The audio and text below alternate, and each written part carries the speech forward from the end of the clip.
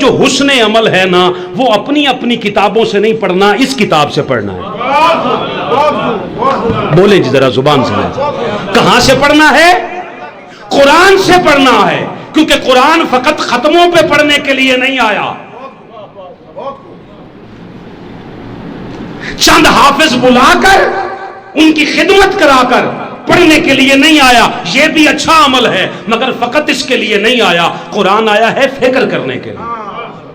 بولیں، فکر میں بسانے کے لیے قرآن کے مطابق۔ کل ایک بندے نے، ظفر صاحب، ایک پوسٹ کی ہوئی تھی، گدھے کے اوپر بہت ساری کتابیں لا دی ہوئی تھی، پوسٹ کر کے نیچے اوپر لکھا ہوا تھا عنوان دیں۔ جی حاجی صاحب عنوان دے۔ مجھے چونکہ وہ میرا بھی بڑا اچھا دوست ہے، میں نے پھر نیچے نا سورۃ الجمعہ کی آیت لکھ دی۔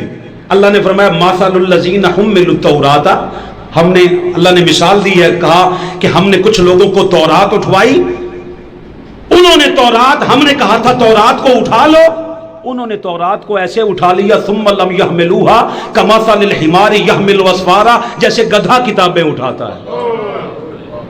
سورۃ الجمعہ ہے میری جان، گدھا کتابیں اٹھاتا ہے۔ اس کا مطلب کیا ہے؟ خالی وزن نہیں لینا، بچوں پہ خالی برڈن حفظ کا مت ڈالو۔ حفظ کرنا بری بات نہیں، بڑی سعادت مندی کی بات ہے، مگر خالی حفظ کروا کے قیامت والے دن سونے کا تاج لے کے پھرتے رہنا، وہاں سونے کا تاج پہنایا جائے گا۔ میں نے کہا سونے کے تاج کی فکر ہے، مصطفیٰ کا راج قرآن سے بنتا ہے۔ قرآن فکر میں آ جائے اور قرآن خالی حفظ میں رہے۔ آج بھی یہی نقصان ہے، اور 10 محرم کی شام کربلا میں بھی اقوام اس دنیا کی آنکھ نے دیکھا تھا کہ جو فقط قرآن کے حافظ تھے وہ یزید کی صفوں میں کھڑے تھے، اور جن کی فکر میں قرآن تھا وہ سر کٹنے کے باوجود بھی ملک شام تک قرآن کی تلاوت کرتے رہے۔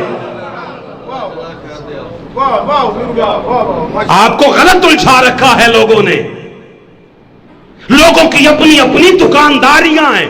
آپ کہیں منہاج القرآن والے نہیں کرواتے؟ کرواتے ہیں جناب، اللہ کی قسم کرواتے ہیں، مگر خالی حفظ نہیں کراتے، قرآن فکر میں دیتے ہیں۔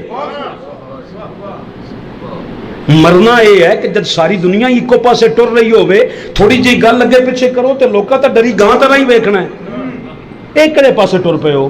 جی میری جان، ہمارا یہی ہے کہ ہم جس لایا گلی اسے نال ٹر چلی، اسی کدے نہیں کیتا، ہم نے ایسے نہیں کیا۔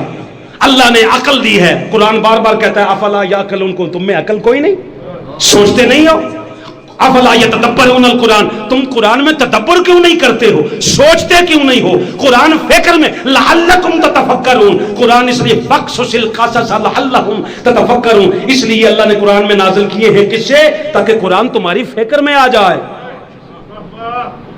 ہم اپنی اپنی کتابیں پڑھتے رہیں گے تو یہ الماریوں میں سجی رہے گی میری جان، یہ 15 غلافوں میں سجا رہے گا، اسے گاڑیوں میں لوگ رکھیں گے کہ حفاظت رہے، اسے قبروں پہ پڑھائیں گے تاکہ مغفرت کا باعث بنے۔